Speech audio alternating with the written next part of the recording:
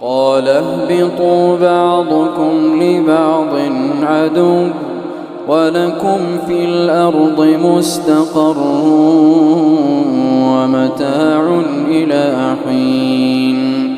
قال فيها تحيون وفيها تموتون ومنها تخرجون يا بني آدم قد أنزلنا عليكم لباسا يواري سوآتكم وريشا ولباس التقوى ذلك خير ذلك من آيات الله لعلهم يذكرون